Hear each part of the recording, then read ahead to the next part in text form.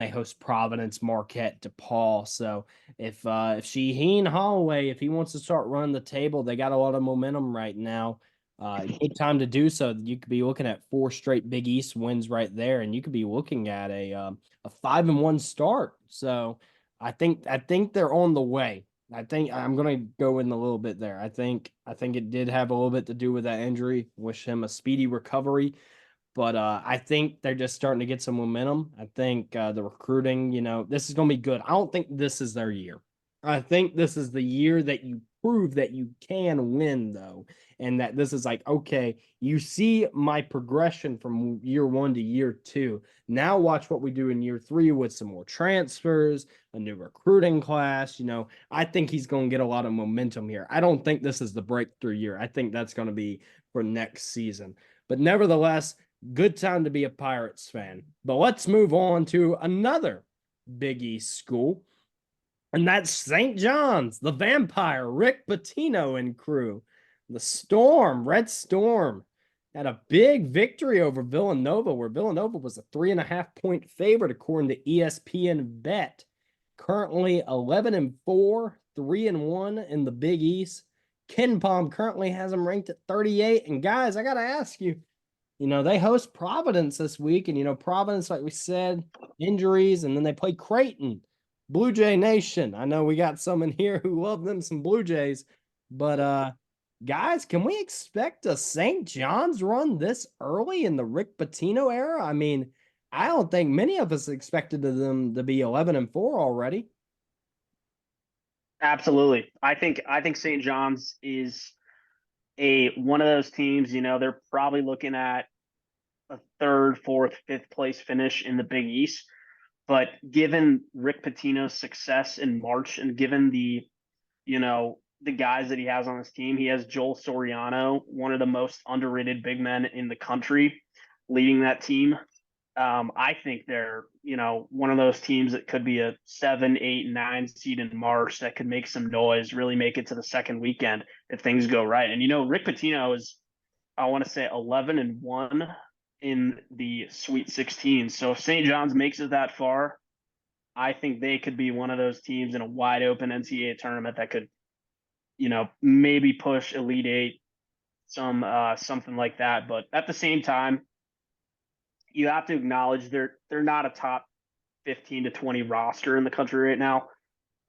Coaching can only take you so far. I still think UConn and Marquette are the clear favorites in this conference, but I'm really impressed with what St. John's is doing right now. No, yeah, I agree with you. I think Rick Pitino is getting the most out of this team that he can, because like you said, I don't think this is a top 15, top 20 roster. I mean, you got to look at the roster overturn. Like, they are a completely new team. Like, I would love to see how many of these players are actually there from last year.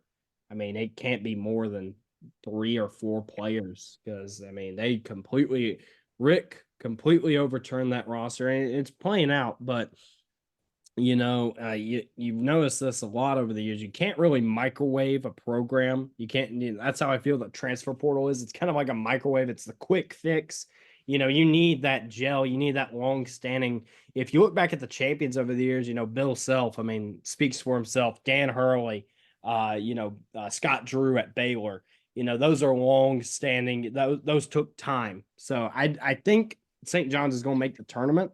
I really do. I think they will be, a 9 and 8 seed, somewhere in that ballpark. I think they're going to do really well in the regular season, but I don't see much of a tournament run there. I think if you're a St. John's fan, though, you're just really pleased with what you see right now. I mean, last year, you went 18-15, and with Mike Anderson, and this year you're already 11-4, getting a lot of momentum there. So it's a good time to be a Red Storm fan. There's one thing, in especially college sports, that uh, I will never do, and it's I will never doubt a championship winning coach. Cheat or no cheat, Patino, he won a championship. He did not cheat in the tournament, if I'm correct. I was young at this time, but he recruited, right? It was recruiting violations. I mean, you still got to coach that team all the way to the national championship. That is not easy. championship coaches can take any team, any roster as far as that team can go. So if this team is a Sweet 16 team and they are a Sweet 16 roster and we are just overlooking them, they can go farther than that. And so I'm very interested to see how it plays out. And I think that team could be the real deal. Yeah, I think you got something there with the championship coaching. I think that's really key.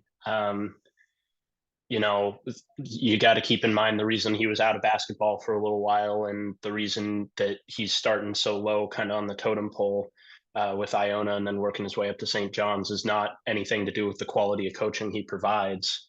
I think you kind of got to look at it kind of analogously to what Dion is doing in Colorado for football.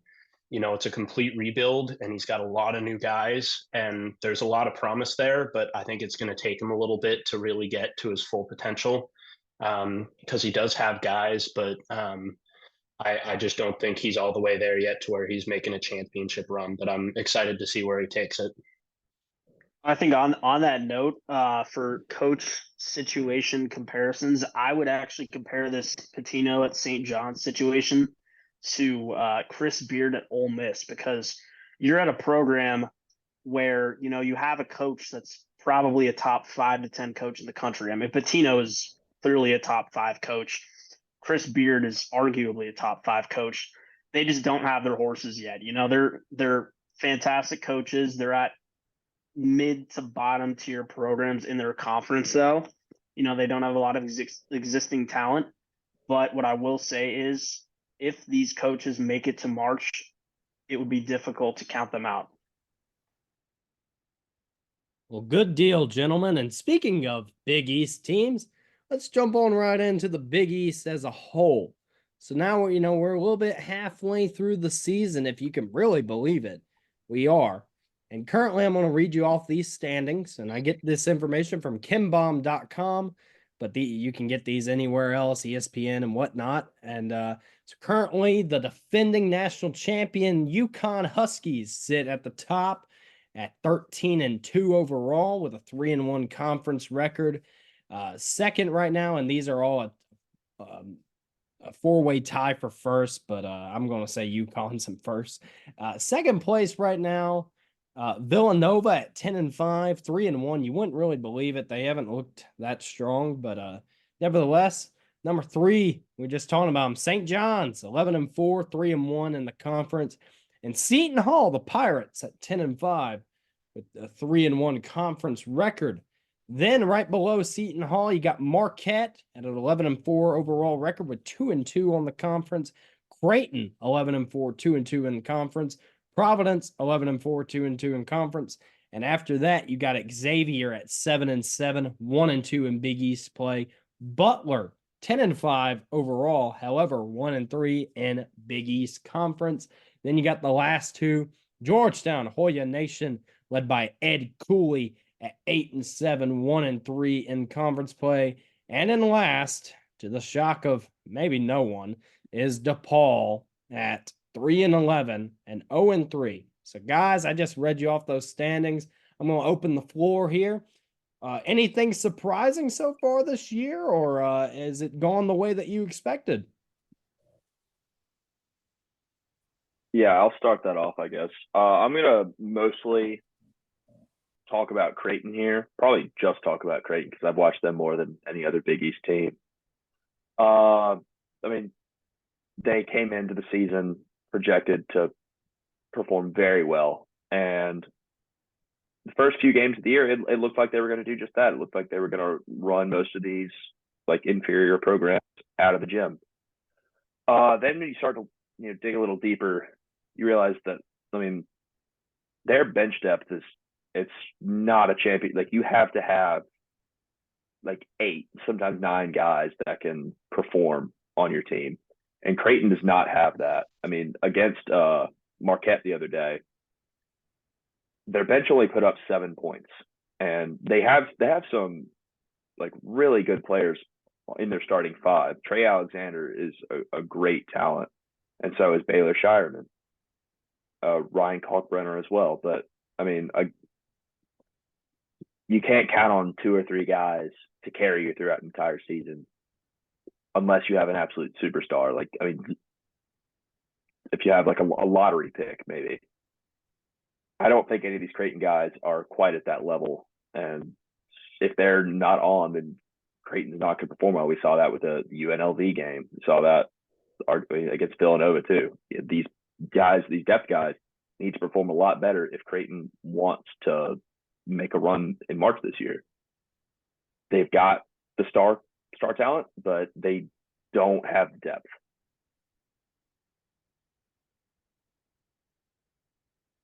I can jump in on this. I think that's a good point, and I know that Payne is especially familiar with Creighton's game, so I trust him to make that judgment. I got to say, I've been really impressed with the Big East this year. I'll admit to this. In years past, I've been doubtful of them. Last year, especially, I really didn't think they had an elite team. I was a doubter of UConn. I was very wrong on that, and I'll be the first to admit it. And I think that they do have elite teams this year, multiple of them, and also that they have some of the, not quite the best, but some of the best top to bottom parity, minus DePaul, of any conference out there. You know, there's no free games, there's no free wins, especially you go on the road. You're getting a tough test no matter where you go. So I love that for the Big East. I love that, you know, when you have that tough battle, whoever comes out is going to be really battle tested and ready for March. I would look out for some Big East teams to go deep in March.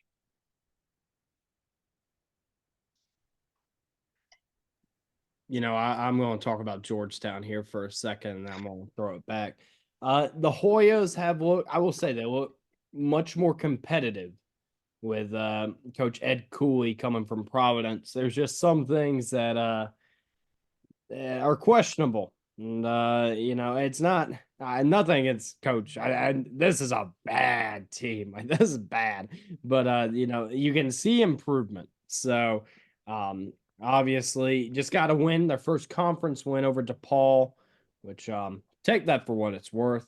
But before that, they had a competitive game against Creighton. Kind of got out of hand at the end. Creighton won by 17, but Georgetown did pretty well there, better than I thought. Got blown out by Marquette. Did well against Butler, who I said won in overtime against Notre Dame.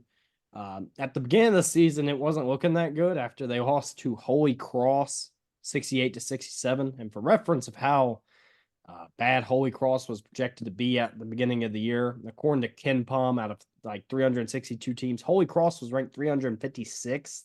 So I wasn't expecting much after that, but you know, 8-7 right now. Got Seton Hall, UConn, and some other teams. If the Hoyas can just look competitive this year, you know, it ain't about making the tournament this year.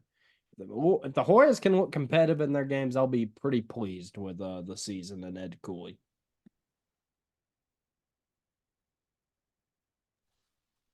Yeah, all of you guys touched on this. The Big East is a very good conference outside of DePaul.